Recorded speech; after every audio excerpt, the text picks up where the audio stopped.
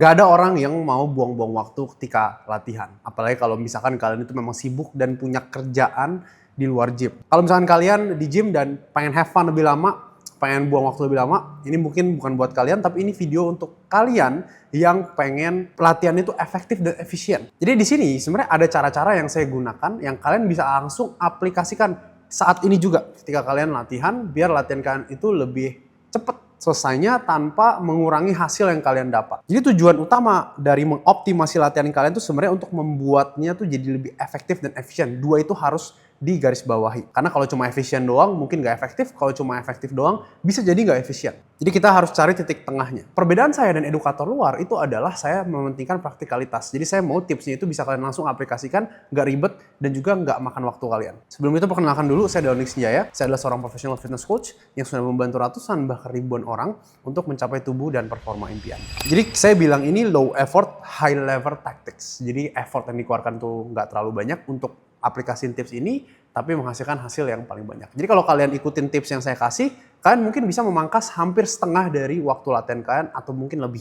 Dari yang biasanya 2 jam, mungkin cuma 1 jam. Yang pertama, ini adalah cara paling mudah untuk memotong setengah waktu latihan kalian. Namanya adalah supersets. Supersets itu adalah ketika kalian lakuin satu gerakan dan lakuin langsung gerakan lain setelah selesai, baru habis itu istirahat. Jadi ibarat 2 gerakan dijadikan 1 set. Bukan combo, tapi supersets. Tetap gerakannya beda, tapi langsung dilakukan berbarengan. Favorit saya itu adalah antagonistic supersets, di mana kalian ngelakuin 2 gerakan yang tidak terhubung ototnya, ataupun otot yang berlawanan, biar bisa menghemat waktu kalian. Contohnya misalkan bicep tricep, misalkan calf dengan shoulder, misalkan back dengan hamstring. Jadi 2 otot yang nggak mempengaruhi satu sama lain terlalu banyak. Sedikit tips untuk superset adalah jangan superset gerakan compound. Jangan superset squat dengan deadlift misalkan, itu bakal capek banget. Jadi kalian pakai gerakan-gerakan yang nggak terlalu melelahkan dan sebisa mungkin nggak terhubung. Di sini saya akan coba kasih kalian contoh supersets ya. Misalkan kalian bisa latihan biceps, let's say di set pertama ini 12 repetisi sampai gagal, oke. Lalu kemudian kalian nggak istirahat, langsung lanjut ke tricep extension, let's say. Lakukan lagi sampai habis, lalu kemudian kalau udah selesai, baru kalian bisa untuk istirahat dulu. Oke, mungkin 1-2 menit istirahat, lalu kemudian kalian lakukan lagi bicep.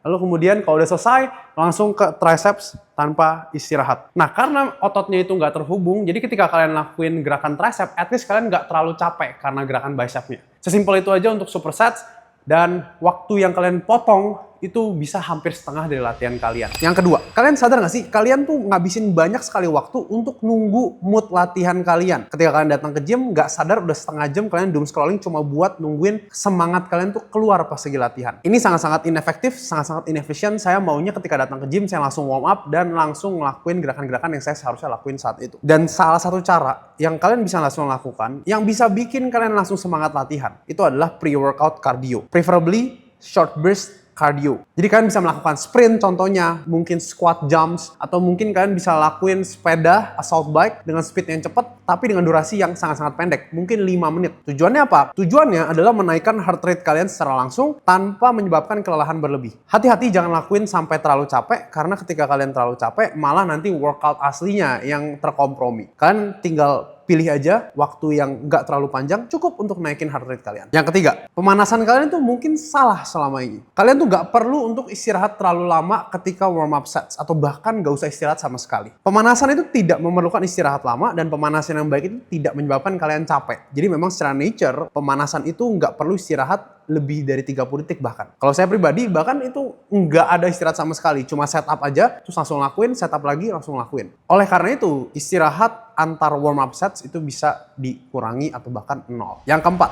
coba pakai trik ini kalau kalian pengen berotot dengan waktu yang lebih singkat. Kita tahu dalam latihan, mungkin 2 set itu udah cukup untuk mensinyalir hypertrophy atau pembesaran massa otot. Selama dilakukan sampai gagal atau sampai ngeden. Tapi pada satu sisi lain, kita juga tahu bahwa more volume equals more results. Jadi gimana caranya kita bisa nambahin volume atau jumlah set atau jumlah kerja kalian, tapi nggak nambahin waktu terlalu banyak? Jawabannya adalah myo reps. Saya suka untuk lakuin gerakan 2 set dan ditambah 1-2 myo reps. Jadi kalian bisa lakuin 2 set dan di set kedua itu kalian istirahat 20-30 detik. Cuma sebentar untuk balikin nafas dan juga ngilangin rasa kebakarnya. Kemudian kalian lakuin lagi dengan beban yang sama sampai gagal. Kemudian istirahat 20 detik lagi. Kemudian lakukan lagi. Itu kalau misalkan 2 myo reps. Kalau 1 myo set ya cukup lakuin sekali aja. Ini bisa menambah volume meskipun waktu kalian sangat terbatas. Jadi saya lebih prefer ini ketimbang drop set. Biar dapat gambaran tentang myo reps, kira-kira tuh kayak gini. Misalkan kalian lateral raise, oke, 2+1 ya myo setnya. Kalian lakuin sampai gagal set pertama, oke. Lalu kemudian kalian istirahat. Istirahat, lakuin seperti set biasa ya. Kemudian kita masuk ke set kedua, set yang terakhir. Baru kalian lakuin lagi sampai gagal. Oke, udah nggak kuat, lalu kemudian kalian nafas 20-30 detik. Sampai rasa terbakarnya dan nafas kalian tuh at least balik. Kemudian langsung lakuin lagi dengan beban yang sama sampai gagal. Mungkin kalian coba dapat 5 atau 6, it's okay. Nah, kalau kalian pakai 2 myo set kayak gitu ya, kalian bisa untuk istirahat lagi 20-30 detik, kemudian kalian lakuin lagi sampai gagal.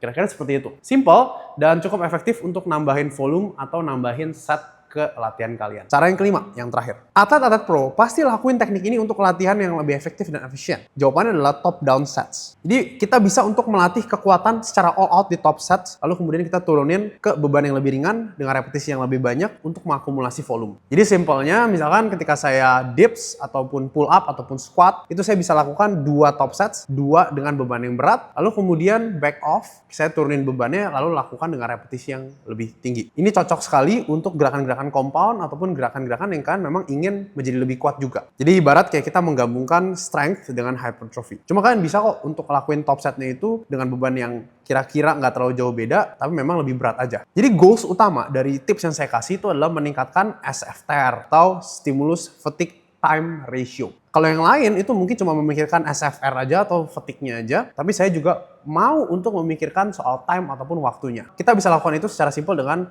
menambah densitas atau kerapatan latihannya, habis itu mengurangi delay antar gerakan, lalu kemudian juga bisa menambah volume ataupun stimulus tanpa terlalu banyak menghabiskan waktu dan tenaga. Jadi dengan tips tadi yang kalian bisa aplikasikan sekarang, langsung aja dicoba. Saya yakin latihan kalian pasti akan jadi lebih singkat, tapi dengan hasil yang tetap kurang lebih sama. Akhir kata, saya Doni Sinjaya. Sampai jumpa di video yang selanjutnya.